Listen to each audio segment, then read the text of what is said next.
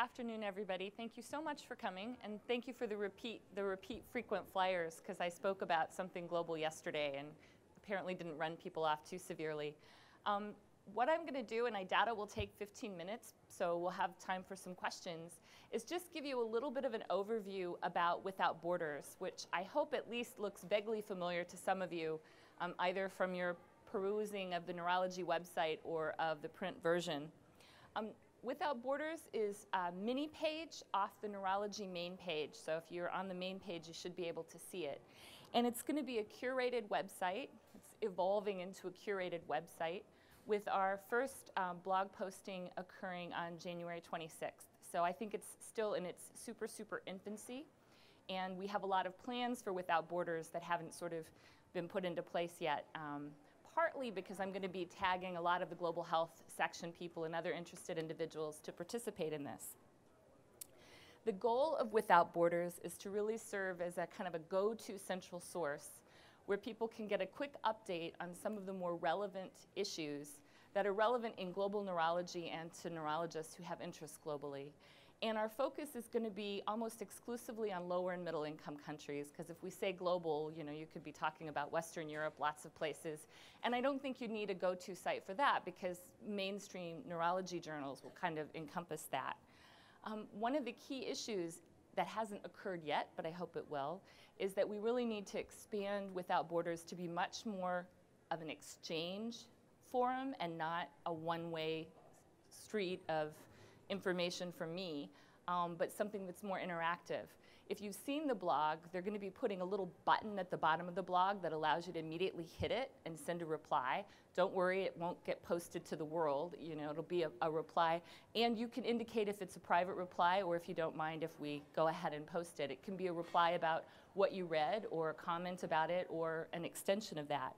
But in addition, instead of just a blog from me, we want it to have opportunities for lots of guest blogs on specific topics. So my hope is that the source will be something that you gain from, but also those of you with global interests and global work will also give back and be contributing to the site. It'll be a much richer site if there's a lot of involvement from a broad number of people. I don't view it as something that's going to just talk about, you know, evidence-based, randomized controlled trials.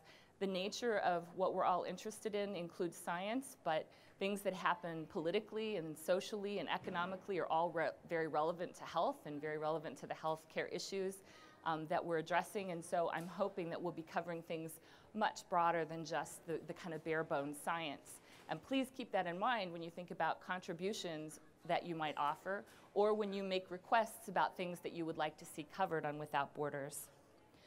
One of the keys about Without Borders is the format really allows it to be much quicker than kind of a standard paper publication.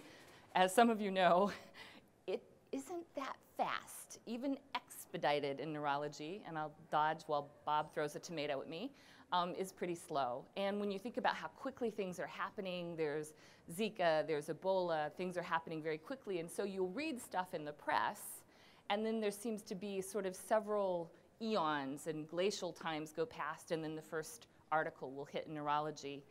Some journals are a bit faster, but in general, the sort of peer-reviewed literature tends to lag quite a bit behind what's in the newspapers. And so it will not be peer-reviewed, so we'll try to make sure we're not putting stuff out there that's completely unsubstantiated, or if it is, we'll try to make clear that it is unsubstantiated.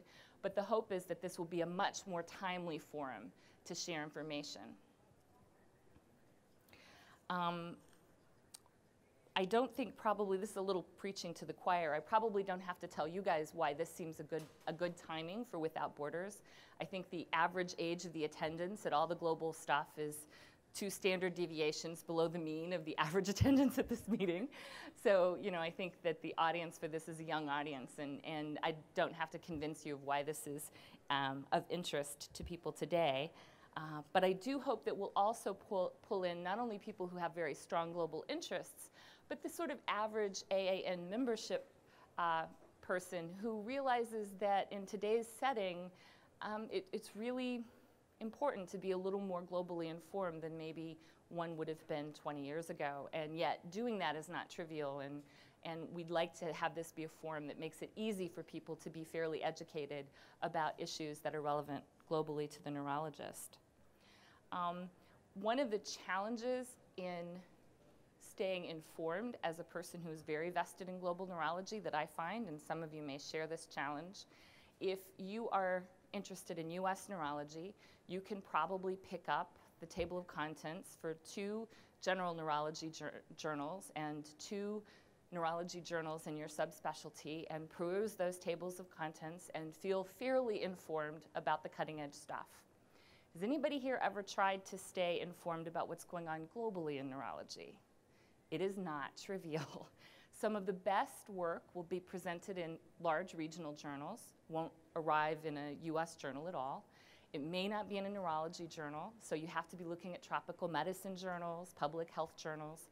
I did a little survey, and I was trying to say, well, where else would I have to look? And I do try to keep up.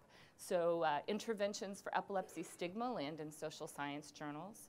If you want to know about thiamine deficiency neuropathies, you've got to look at the World Health Organization bulletin. And so you really have this broad number of sources that kind of really important stuff is probably landing in, but if you don't have limitless time to track through all these, you'll miss these developments. In addition to that problem, I think that there are often major neurologic issues that just don't land on the radar screen at all in our kind of mainstream literature. And when I think about perhaps one of the more disturbing, I think about nodding syndrome. You know, there hasn't been very much information out there about a neurologic epidemic that has literally killed and maimed tens of thousands of African children. And because there hasn't been strong enough research to really hit the peer review literature hard, it's just kind of fluffy here and there, and it really hasn't landed. And again, I hope that Without Borders will be the sort of forum where that kind of topic will be heavily discussed, even though it is terribly limited by the absence of really strong data to help us. So how is that going to happen? And how is that going to happen, and how is it going to be more than like a data repository? We don't need a data repository, but we need relevant information, and we need it. Remember, not everybody who's going to read it is going to be globally oriented naturally. We need to make sure that what we post on Without Borders is given a context and a relevance. So you can't just post something, you have to kind of say people, what's the background and why does this matter? And I think the knowledge group of our group will allow that to happen in a meaningful way. Sometimes it may be something that, you know, someone recognized because they've worked in that environment or they know that setting, but I think the relevance is going to be quite important. The forum right now is at least a bi-monthly blog from me, and as I said, we're going to add some links so that people can reply, and I anticipate, unless people ask me not to, posting a lot of those replies. I have a list after this meeting, some people are going to get spammed, asking people to write on specific guest blog topics in areas that are in their realm more than mine, either geographically or topically. So there should be a lot of guest blogs.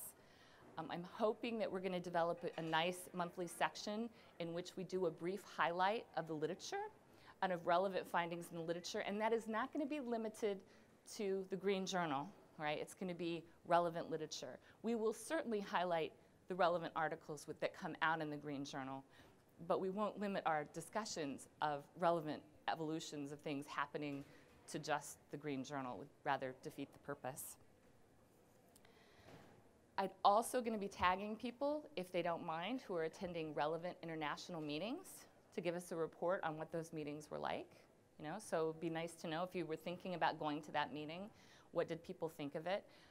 For instance, you know, how many people here have been to the American Society of Tropical Medicine meeting? I don't recommend it, not as a neurologist. But that would be probably helpful, a nice sort of, oh, gee, it was really interesting, but it was hard to get to enough neurologic stuff, et cetera. It might be quite helpful for people to know.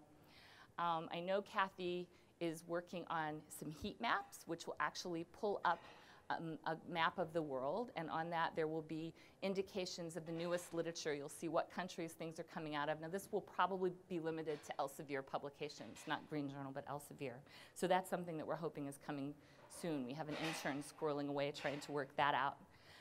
Dr. Siddiqui with the Global Health section will be doing some quarterly interviews, and we haven't sent the invitations out, but we're thinking of people who are sort of leaders in the field. Some of you may know the head of the Wellcome Trust is a neurologist. The present head of the Wellcome Trust did his early work in TB meningitis. Be very interesting to interview him, we think. So individuals like that. But I'm also hoping that those interviews will go to the other end of the spectrum and some of our perhaps more junior colleagues working in the field. So some non-US neurologists who are often this cheese stands alone, maybe the only neurologist in a country, and talk to them about their experiences and what they would think, what they hope the globalization of neurology will bring to them. And then in July, we're going to start a monthly blog called Global Stuff You Should Know. Anybody know that stuff you missed in history class? That sort of thing. We have a colleague who's very heavily involved with the Olympics Committee, not a neurologist, and it turns out they have a really big interest in sports-related concussion in African sport.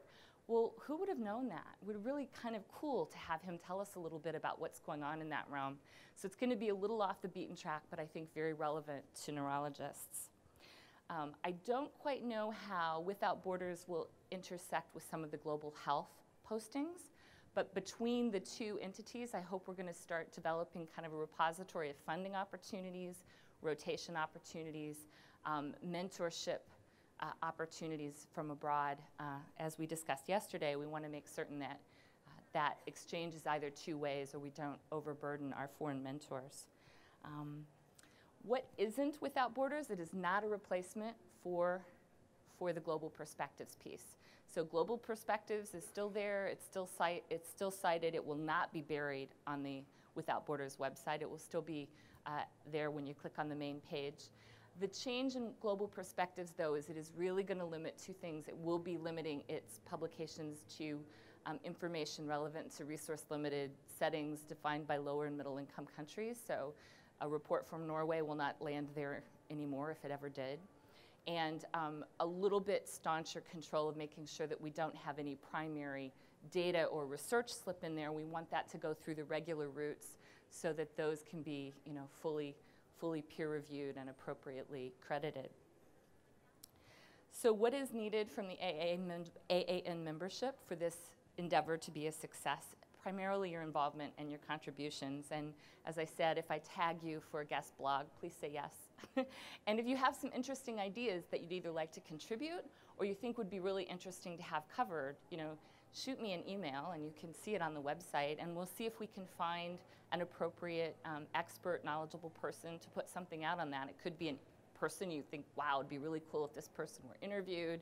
It could be something that you sort of wander past and can't figure out yourself, and you think it would be fun. And if you run into interesting publications, or you have interesting publications outside of the mainstream neurology literature, please shoot me a PDF or a citation of it, because we'd really like to start being very active about trying to help people who, again, don't have endless time to be slogging through tables of contents.